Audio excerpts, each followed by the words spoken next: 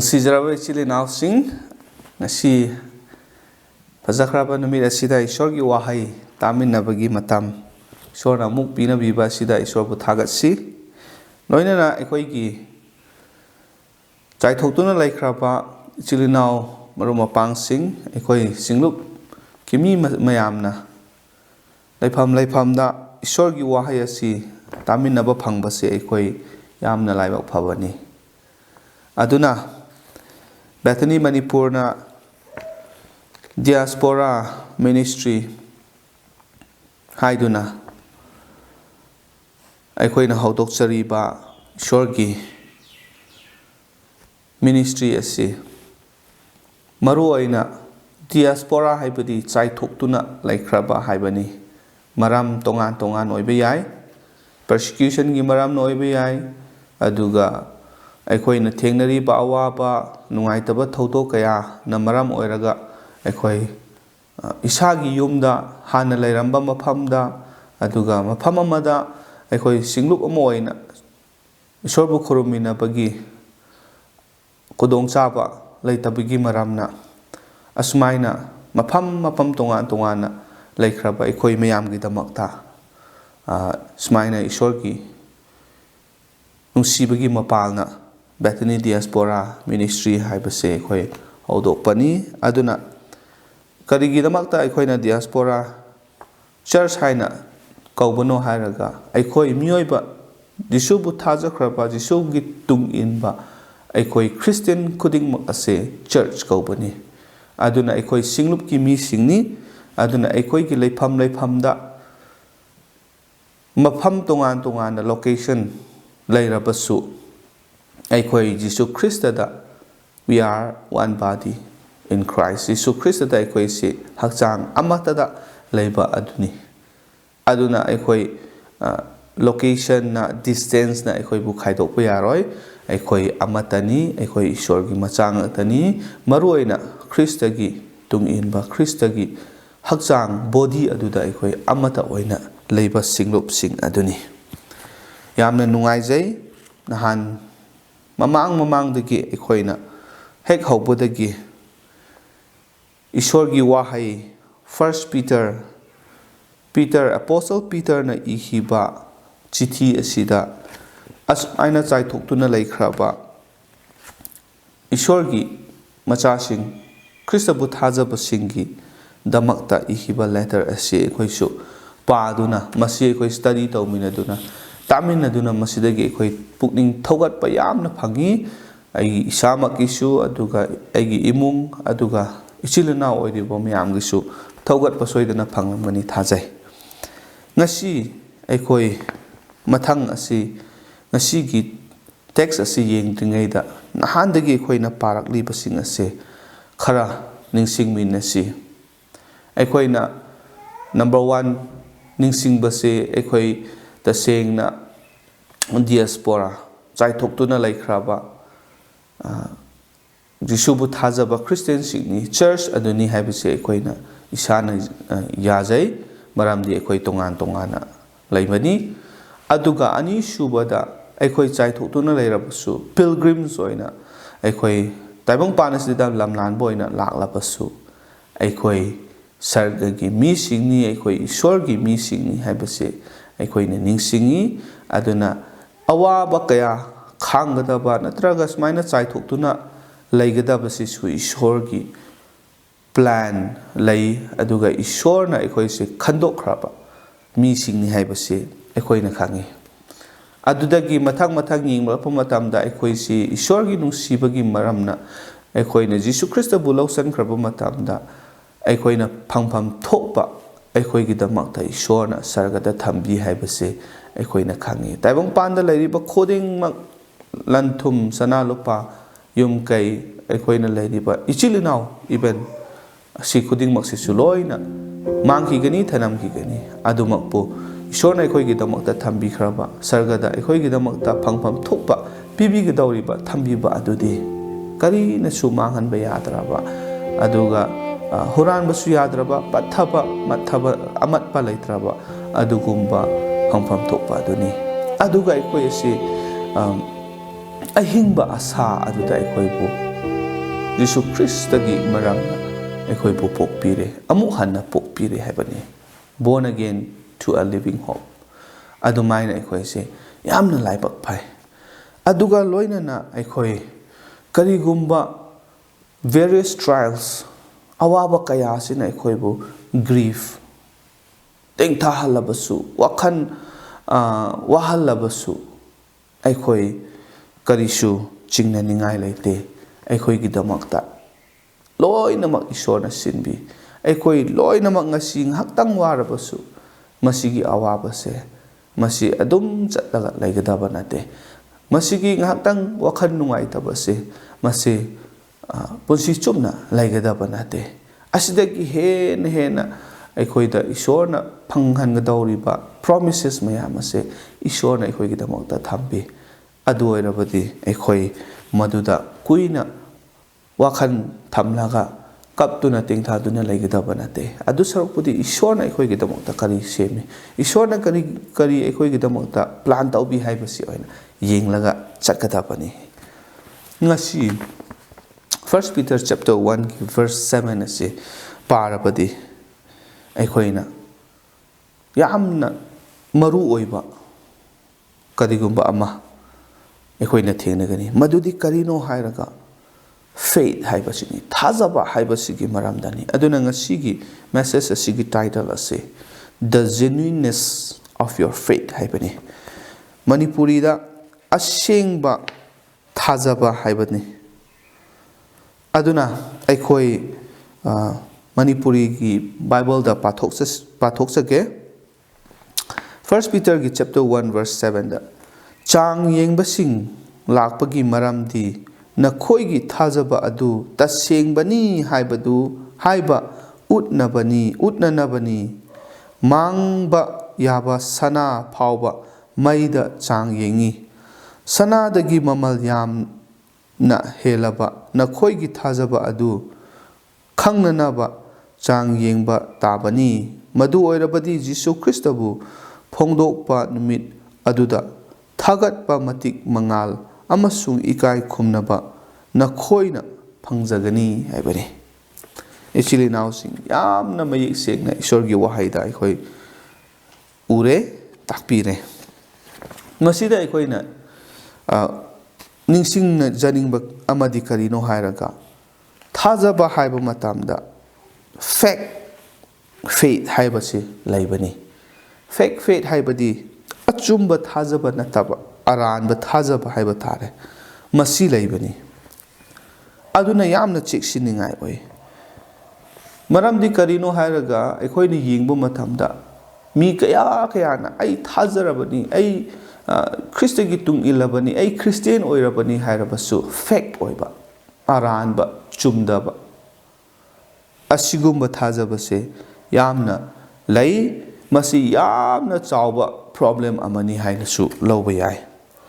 aduna masigi problem asi Jisu Kristana masamaknasu masigi problem asi panjakhibani aikoina Matthew chapter 7 gi verses 21 to 23 se aikoina parabadi masida khangani masida kari hai Jisuna Matthew chapter 7 gi verse 21 to 23 se ai pathok chage aingonda ibungo kauba mi khuding makna sarga leibakta changloi adubu sargada leiba ipagi aningba tawjaba mahak adu khaktana changani haibani 23 da 22 su page aduga wayen bagi numit aduda mi mayam amana aingonda haigani ibungo ikhoina ibungogi mingda tembang mapugi wa phongdok chakhiba natra amadi ikhoina ibungogi mingda lai phattaba singbu tanthok chakhiba natra aduga ibungogi mingda ikhoina angakpa thabak sing tawjakhiba natra adubu matam aduda aina nakhoida haigani aina nakhoibu makhoida haigani aina nakhoibu kaidonungdasu khangkhide he phattaba thabak tawbasa aingondagi chat thokro hai ꯌꯥꯝꯅ ꯀꯤꯅꯤꯡꯉꯥꯏ ꯑꯣꯏꯕ ꯑꯃꯅꯤ ꯏꯆꯤꯜ ꯏꯅꯥꯎꯁꯤꯡ ꯑꯗꯨꯅ ꯖꯤꯁꯨꯅ ꯃꯁꯤ ꯌꯥꯝꯅ serious ꯑꯣꯏꯅ ꯃꯁꯤꯒꯤ ꯄ꯭ꯔꯣꯕ꯭ꯂꯦꯝ ꯑꯁꯤ ꯅꯣꯠ ꯇꯧꯕꯅꯤ ꯑꯗꯨꯅ ꯏꯆꯤꯜ ꯏꯅꯥꯎꯁꯤꯡ those who say they know the Lord mi kharana ishorbu khange haye jisubu khange haigani but they are found to be false adubu makhoi tasengna makhoi thajade haibase masida khangdoe aduga masigi chap manaba problem ase apostle singnasu makhoi nasu not tawbani masi Acts chapter 5 ta paba matamda the false faith of Ananias and Sapphira Anania kaubaga Sapphira kauba makhoi matai manaugi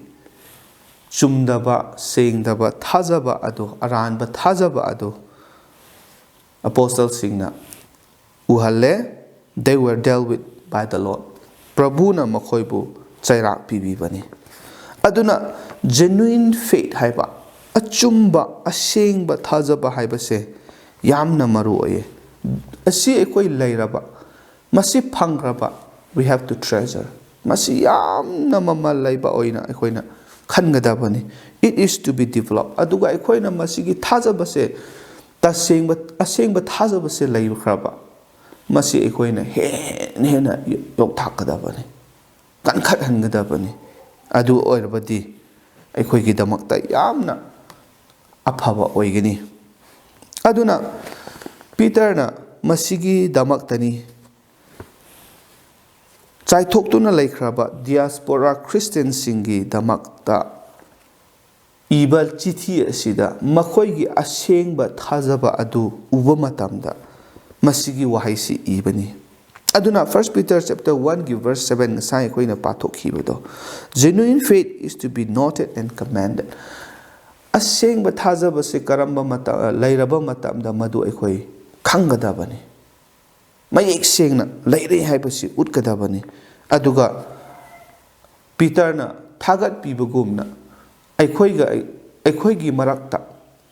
mi amagi thajaba ashengba thajabdo uraba manasu aigi thajabado nangnasu uraba aikoi amaga ama thogat minagadabani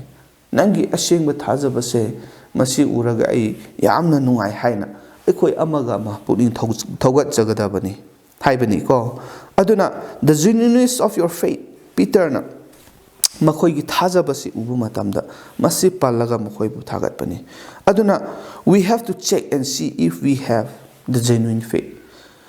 luribadi masigi ashengba achumba thajabase ai leirabra masigi ashengba achumba thajabase ai khangkhrabra natraga aingonda laikhrabra haibase check tawba darkar oye aduga ani shubada we must not take our faith for granted thajaba haibase ekoina hekta oiba yaba hekta laibugumna ekoi khangadaba nate aduna ni check tawba darkar oye it is worthwhile to check our faith ekoi anamba matamda ayaba ekoina afaba matam natraga ekoi yaringai haiba tare yaringai ekoina ekoi gi thajaba se check tawbada ekoi gi damakta kanaba oigani aduga genuine faith haibase ashengba thajaba haibase aikoina regard tawgadabani karmaina much more precious than gold that perishes haibadi sana haibase mioiba aikoina yamna pamjaba aikoina yamna mamalaina lawbani asigi mamal yamlaba sana asidagi henasu precious oye haibani mamal yami haibani ashengba thajaba haibasi asukki matikni it is better than gold sanadagi henasu phai haibani aduga gold will perish maramdi karino hairaga sana asidi mangkhigeni mangba yaba adugumba potsak amani adubu genuine faith will not perish ashengba achumba thajaba haibasidi kari dongai desu masi mangla roidabani masini ashengba achumba thajabagi kanaba masigi magul ase aduna yamna precious oye yamna ekoina regard tawgadabani ashengba thajabase aduga mathang ekoi yengba khanda thajaba haibase tested by fire mayna changjing tauba asisu laibani. Mayna changjing tauba haibadi karino. That the trials of life, taibang pan punsi si lelingai da awabu mayamama, aikoi da changjing lakani. Adubu tested by fire haibani. Mayna changjing tauba haina kaubani. Aduna ngasi aikoi persecution thengnaraba, aikoi bu ot nei biraba, aikoi bu awaba tahalaba changjing ni. Aikoi ki thajaba adu changjing taubani. Hojik su aikoi kadai da leirabasu mi kharadi aikoi church kaba yadaba, prayer tauminaba yadaba, pullaga isor pu thakat minaba yadaba gi smaina situation sida condition sida aikoi lay. Masida aikoi pukning hantagadaba nate. Aigi thajaba, nangi thajaba adu mayna test tawkrabani. Changjing tawkrabani. Masida aikoi lepa ngamgadra haibagi question asi wahang asi laibani. Aduna, what fairy tests would do? Karamaina karina asigumba may marakta natraga may na test tawba changjing asida karina lepkani haibakanda, it would test the genuineness of faith. Nangi thajaba adu sengbra chumbra haibase test tawbani, may the test tawba haibase. It would test the greatness of faith. Nangi Ashengba Thajaba laibra, aduga nangi Thajaba do yamna chawba kanba Thajaba oibra haibase mayna changjing tawbani. Awaba mayam asina. Nungaiba matamda kuding makse phaba matamda di nangi faith se laye laite haibase khangba ngamloi.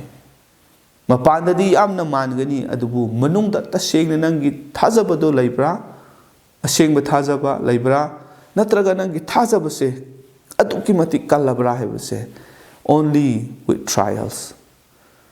Punsi da awaba mayam asina test tawba kanda khangani. Aduna masi aikoi hujik aikoi gi condition asida masi aikoi yamna ningsingba maru oi. Genuine faith will emerge well. Tasengna aikoi thajaba ashengba thajaba se lairabadi masina kuding makta aphaba oigani. Found to praise, honor and glory at the revelation of Jesus Christ. Jesus Christ adu phongdokpa matamda, Jesus Christ adu lenglakpa matamda, lakpa matamda, utpa matam aduda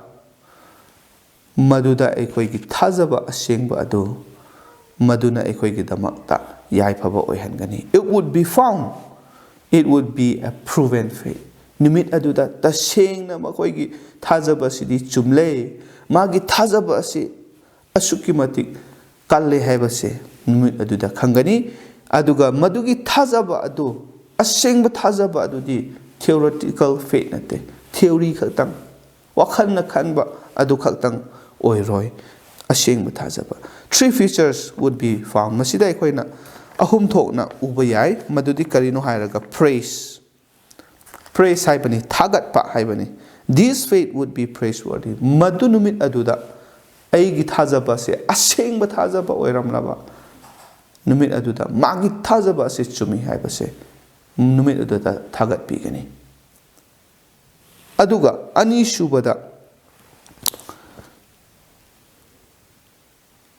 the quality of faith is obvious. Numit aduda mahakki thajaba se tasengna yamna quality leba aduki matik chumlaba thajaba aduni haibase tasengna ugani. It would be praised by the Lord when He returns. Mi singna magi thajaba sidi ko haina thagat pibadu khaktang natabida Prabhu mahak masamak nasu mahakna lakpa matamda nangi thajaba se chumle. What a great faith haina aikoibu thagat pigani. Yamna nungai masi taba matamda adumapu aikoi madugumba thajabado laiba ngamlibra haibaduni. Aduga ani shubada honor. First the praise aikoi gi thajaba adu asengbo oirabadi. Ani shubada honor. A tested faith brings honor to God. Prabhu da aikoi gi asengba thajaba ngasai gi changjeng khudingmak mai pakraba success oikraba overcome taukraba mising aduda makoi gi thajaba aduna maram oiraga Prabhu gi ming adu thagat bigani honor tau bigani ikai khumna jagani haibani. It also honors the person who possesses it. Aduga madugumba thajaba leiriba cheliba mi adugi damaktasu thagat badu aduga ikai khumna badu phangjagani haibani. Aduga he will be honored by the Lord at his revelation. Yamna nungaiba ama mukti karino hairaga Prabhu Jisu Kristana magna lenglakpa matamda magna amuk hana lakpa matamda magi thajaba se ashengba thajabani haiduna ikai khumna bigani madu reward ka loinana lakani kayagi matik nungai jabra ichilinaw sa ko aduga ahum subada glory haibani. Glory haibadi attested genuine faith brings glory to the Lord. Sengraba achumba thajaba aduna aduga fazana test tawraga pass tawkraba changjing mai pakraba thajaba aduna kari purapra hairaga Prabhu gi matik mangal oihalle haibani. Ani shubada the believer would receive glory from the Lord at his return. Jisu Krista halakpa matamda aikoi bu lawba lakpa matamda aikoi gi damakta lakpa matamda madugi glory adu aikoi su phangjagani. Maramdi karigino ashengba thajaba adu Jisu Krista da aikoi thamle athe ashengba thajaba achumba thajaba do aikoi leire adu gi maramna aikoi hairiba praise honor and glory asi aikoi su phangadauribani. Aduna isilinaw sa aikoi gi damakta kari masida tamjaningai lei masida aikoi kari aikoi khanningai lei haiba kanda. Number 1, to check our faith and to see if it is genuine. Aikoi gi thajaba se check tawgadabani ai ta sengna thajaba mi oirabra ai ta sengna thajaba haiba se leirabra haiba se check tawgadabani. Aduga karigumba leirabadi masi ta sengna genuine oibra ai gi se chumlabra haiba se aikoi pajana munna khantharaga yengadabani. Aduga to cultivate our genuine faith masi leirabadi ai gi thajaba se hena cultivate haibadi low uba singna magi mahai phangnanabagi damakta hotnaba suba nomba atugumna cultivate aikoi gi thajaba se mahai panba mahai yanba adugumba thajaba oiba ngamnanaba amna kallaba nonglai nungsit awaba aduga hojiki hairiba trials changjing kayabu soknaba ngamba mayoknaba ngamba adugumba thajabadu oinanaba aikoi yengadabani. Aduga to look forward to the return and revelation of the Lord where our faith would be commanded. Jisu Kristana amuk halaklaga mana amuk taibang pansida laklaga aikoi bu lawba lakpa matamda aikoi gi thajaba se Jisu masamakna ashengba thajaba leiba achumba thajaba ni mahaki se yamna kallaba thajaba aduni haina aikoi bu comment tawba ngamnanaba aduga mana aikoi gi thajaba asida haraujananaba aikoi busu mahaki harauba se pinanaba ki damakta aikoi hotnagadabani. Aduna isilinaw sing amuk hana panjage aikoi gi thajaba se genuine faith achumba ashengba thajaba do oirabra ko aikoi check tawsi natrabadi ngasai gi hairiba Matthew chapter 7 gi do Prabhu kauraga ngasi ai Christian ni ai thajakrabani hairaga hayeng tungda Jisuna lakpa matamda nakhoi kanano aina sukhang khangde kaidongai dasu nakhoi bu aina khangki de hairabadi aikoi kayagi matik laibak thibo oigani. Aduna ichilinaw sing aikoi gi thajaba se achumba thajaba oihansi achumba thajaba khakta ashengba thajaba khakta nate hena kankhat pa thajaba ꯑꯣꯏꯍꯟꯅꯅꯕ ꯏꯁꯣꯔꯅ ꯑꯩꯈꯣꯏꯕꯨ ꯄꯥꯡꯕꯤꯕ ꯑꯣꯏꯁꯅꯨ ꯏꯁꯣꯔꯗ ꯍꯥꯏꯖꯁꯤ ꯊꯥꯒꯠꯆꯔꯤ ꯏꯄꯥ ꯏꯁꯣꯔ ꯉꯁꯤ ꯅꯍꯥꯛꯀꯤ ꯋꯥꯍꯩ ꯑꯁꯤ ꯑꯃꯨꯛ ꯍꯟꯅ ꯇꯥꯍꯟꯗꯨꯅ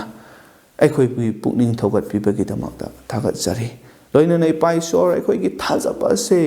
ꯑꯔꯥꯟꯕ ꯊꯥꯖꯕ ꯑꯣꯏꯔꯝꯂꯕꯗꯤ ꯑꯩꯈꯣꯏ ꯂꯥꯏꯕꯛ ꯊꯤꯕ ꯑꯣꯏꯒꯅꯤ ꯑꯗꯨꯅ ꯑꯆꯨꯝꯕ ꯊꯥꯖꯕ ꯂꯩꯕ ꯑꯁꯦꯡꯕ ꯊꯥꯖꯕ ꯅꯆꯥꯅꯅꯥꯏꯁꯤꯡ ꯑꯣꯏꯍꯟꯕꯤꯌꯨ ꯊꯥꯖꯕ ꯑꯁꯤ ꯑꯁꯦꯡꯕ ꯑꯣꯏꯈ꯭ꯔꯕ ꯃꯇꯝꯗ ꯑꯩꯒꯤ ꯊꯥꯖꯕꯁꯤ ꯌꯥꯝꯅ ꯃꯃꯜ ꯂꯩꯅ ꯈꯜꯂꯒ ꯍꯦꯟꯅ ꯁꯦꯝꯒꯠꯇꯨꯅ ꯀꯟꯈꯠꯍꯟꯗꯨꯅ ꯄꯨꯟꯁꯤꯒꯤ ꯑꯋꯥꯅ ꯇ꯭ꯔꯥꯏꯜꯁ ꯃꯌꯥꯝ ꯆꯥꯡꯖꯤꯡ ꯀꯌꯥ ꯑꯁꯤ ꯑꯩꯈꯣꯏ ꯃꯥꯏ ꯄꯥꯛꯄ ꯉꯝꯅꯅꯕ ꯅꯍꯥꯛꯅ ꯄꯥꯡꯒꯜ ꯄꯤꯕꯤꯌꯨ ꯑꯩꯈꯣꯏꯒꯤ ꯊꯃꯣꯏꯗ ꯋꯥ ꯉꯥꯡꯕꯤꯌꯨ ꯁꯣꯛꯄꯤꯌꯨ ꯍꯥꯏꯗꯨꯅ ꯅꯤꯖꯕꯅꯤ ꯊꯥꯒꯠꯆꯔꯤ ꯈꯨꯗꯤꯡꯃꯛ ꯑꯁꯤꯕꯨ ꯅꯍꯥꯛꯅ ꯃꯄꯨꯡ ꯐꯥꯍꯟꯕꯤꯕꯒꯤꯗꯃꯛꯇ ꯑꯩꯈꯣꯏꯕꯨ ꯑꯃꯠꯇ ꯉꯥꯏꯔꯕ ꯀꯟꯕꯤꯕ ꯃꯄꯨ ꯄ꯭ꯔꯚꯨ ꯖꯤꯁꯨ ꯈ꯭ꯔꯤꯁꯇꯒꯤ ꯃꯤꯡꯗ ꯅꯤꯖꯔꯤ ꯑꯥꯃꯦꯟ ꯊꯥꯒꯠꯆꯔꯤ ꯏꯁꯣꯔꯅ ꯕꯣꯔ ꯄꯤꯕ ꯑꯣꯏꯁꯅꯨ